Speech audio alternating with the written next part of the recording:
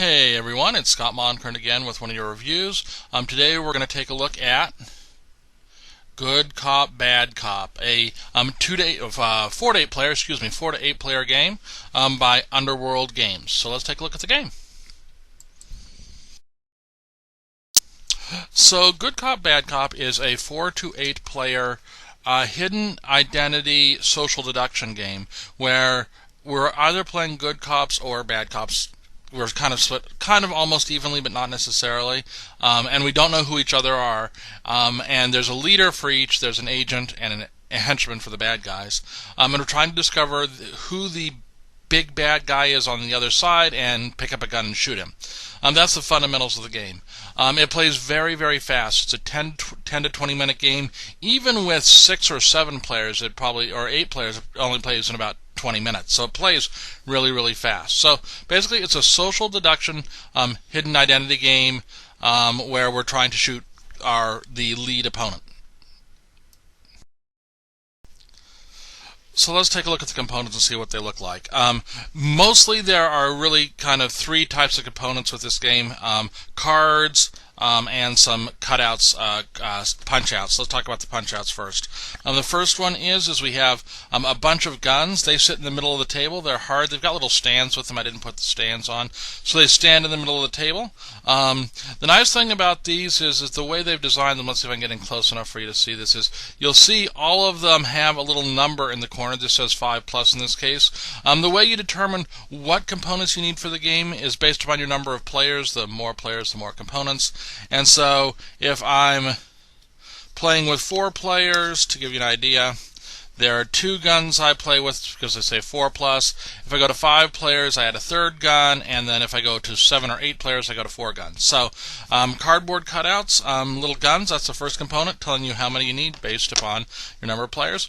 Lead investigator card, right here. It is the first player token, but guess what? It is also a player reference card.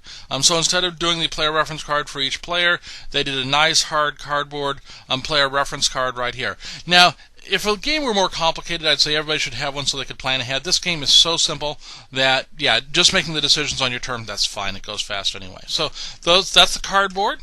Nice high quality, very thick. No problems with it at all. I like it. So let's talk about the cards themselves.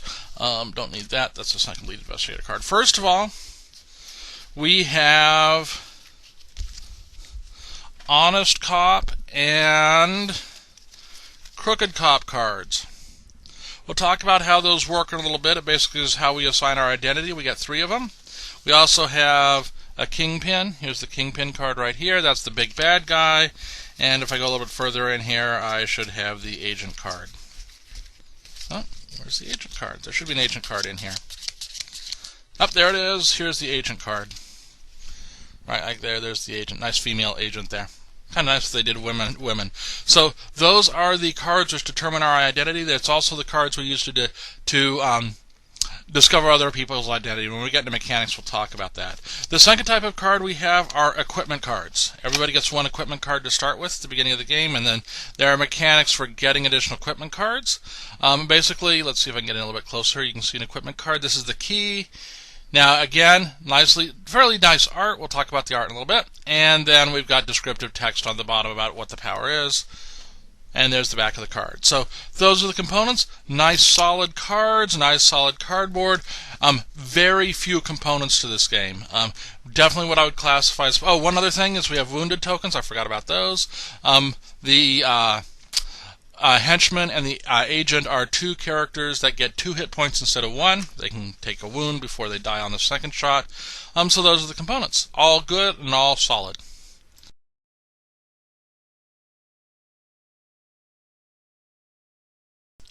So let's talk a little bit about the art in this game. I want to start by saying this is a comedy, kind of a comedic, fun game. This is not I would not classify this as a serious, deep, kind of emotional game.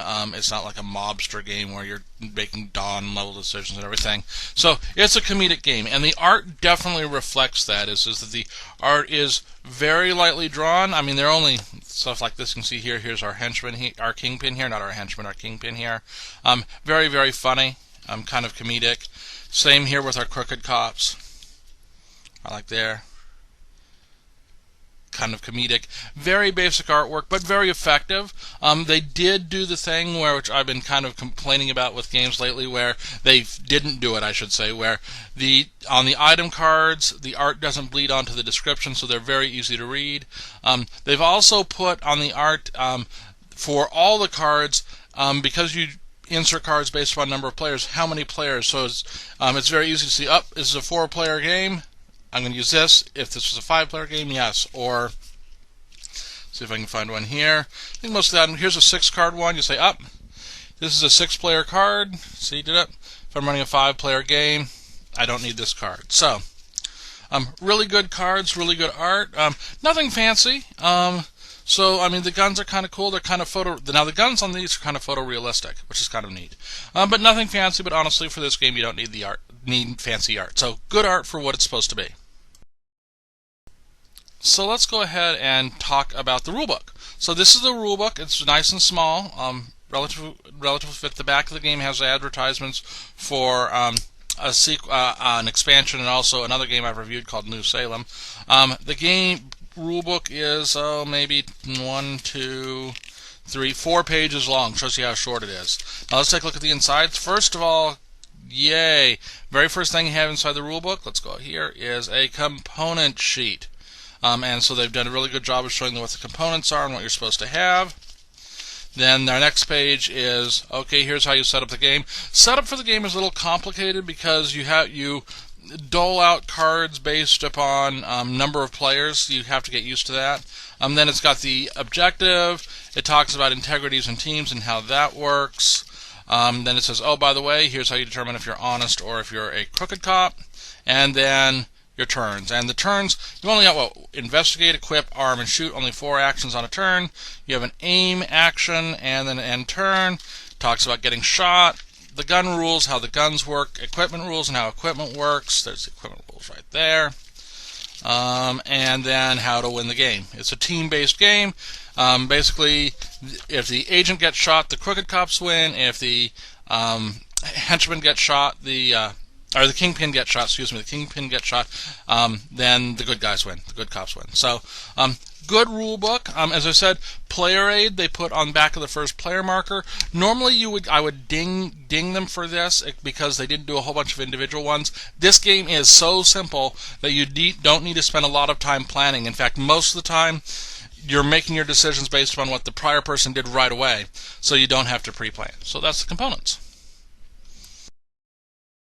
So let's talk about the theme of this game. The theme of this game, and I've already kind of described it, is we're playing good cops and bad cops, and we don't know who each other is. We're trying to identify who the good cops are and the bad cops are and shoot the bad guys, so on and so forth.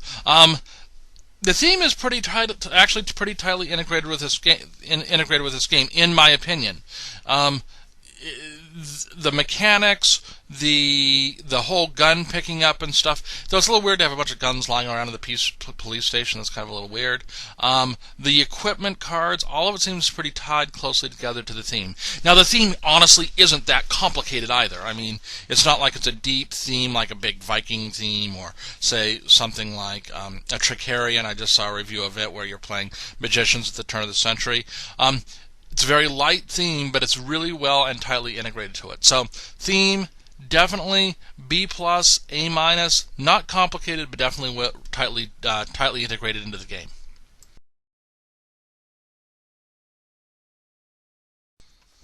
So let's go ahead and talk about how the game is played. Setup I normally don't talk about, but setup here takes about 5 minutes unless you're really fast at it. And in a 20-minute game, 5 minutes of setup is pretty quick. But the way setup works is you take the agent card, the henchman card, the kingpin card, and then a mix of good cop and bad cop cards, shuffle them, and hand one out to each person so that you make sure that one person gets the agent and one person gets the kingpin. Then you create another stack of good cop and bad cop cards, It's basically 2 for each player, plus I think you add a couple more, and you shuffle them up and you hand them out to each player, so each person ends up with 3 cards. Now, this ultimately determines who you are and is also a big piece of gameplay. So you look at them and you've got 3 cards. Now if you've got the agent card, you're the agent. If you've got the kingpin card, you're the kingpin. If you don't have the agent card or the kingpin card, you've either got 2 good cop cards and a bad cop card, or you've got 2 bad cop cards and a good cop card, or all 3 of one or the other. Whatever the majority card is who you are. So if I've got 2 good cop cards, I'm a good cop. I've got 2 bad cop cards, I'm a bad cop. If I've got 3 bad cop cards, I'm a bad cop. You get the idea. So you lay them down face down in front of you. And throughout the game, people are going to do things that allow them to look at the cards, and you can do things to shuffle the cards. There are also things that you can do to cause yourself to flip up cards. A lot of the actions that you take will say, after you've taken this action, like after you've picked up a gun, you have to flip up a card, or after you've played an equipment, you have to pick up a card. And so you'll naturally start to disclose whether or not you're a good cop or a bad cop with time. So that's kind of the setup. And you don't talk to each other about whether or not you're a good cop or a bad cop. Don't cheat, basically. Well, you don't want to really disclose, because you can say, okay, who's here who's a good cop, and then all the bad cops will shoot you. So don't do that. So that's the setup. Now on the turn, you pick a first player. It says the first player should be the person who was most recently shot, either for real or in a game. So that's how you pick who's shot. Hopefully nobody was actually shot for real, but some people have been. And then on your turn, you basically have 4 actions. The investigate action is you can look at anybody's cards. So you pick one of the 3 cards, you flip it up, you don't tell anybody what it says, and you look at it. So you now know a third of their cards. You can draw an equipment card. Now you can only have 1 piece of equipment, and you start with 1 at the beginning of the game. So if you draw an equipment, you have to discard 1. You can pick up a gun. If you pick up a gun, that's your first action. At the end of your turn, you aim it and you shoot it the next turn. So it really takes you 2 turns to shoot a gun, and then the last action is shoot. Those are the only actions: investigate, equip, arm, or shoot. Or you can play an equipment card, and that doesn't actually take an action. Now at the end of the turn, after on your turn, you always take 1 action, and then if you're holding a gun in your hand, you have to point it at someone. You must point it at someone, and then the turn ends. So that's it. You can also play an equipment card. If you play an equipment card, you simply follow the directions, and you see what they say. It tells you what to do with them.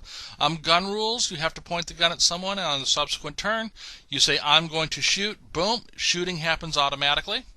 Now, regular players, if you get a good cop or a bad cop, if you get shot, you are out of the game. Boom, that's simple. If you're the agent or the kingpin, you take a wound token, you flip up your agent or kingpin card, and basically it's going to probably be 1 more round and then you're dead, unless you can kill the person who's trying to shoot you. So that's it. Now, there are 4 guns, depending upon how many players there are between 2 and 4 guns in the middle of the table, and so you can pick up guns, and so that's it. So that's kind of the game in a nutshell.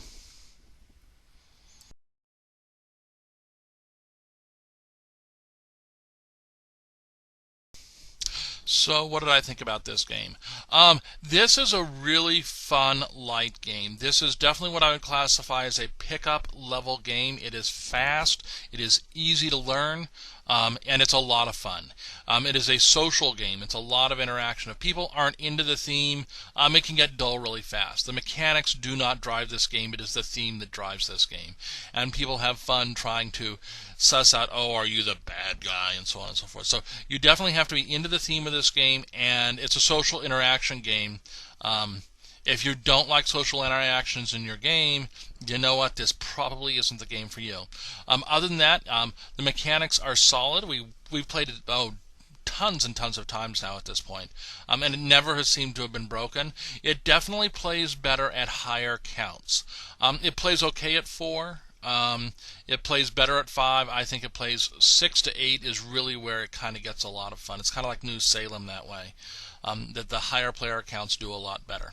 And so I would definitely, it's relatively inexpensive, and it's a good small box. I would definitely, it's going to stay in my collection. There are a couple of expansions to it. I own one of them. I'm going to pick up the others. And I'll do a review of the one that I've got. It's called Undercover. And so that's it. Hope you enjoy the game.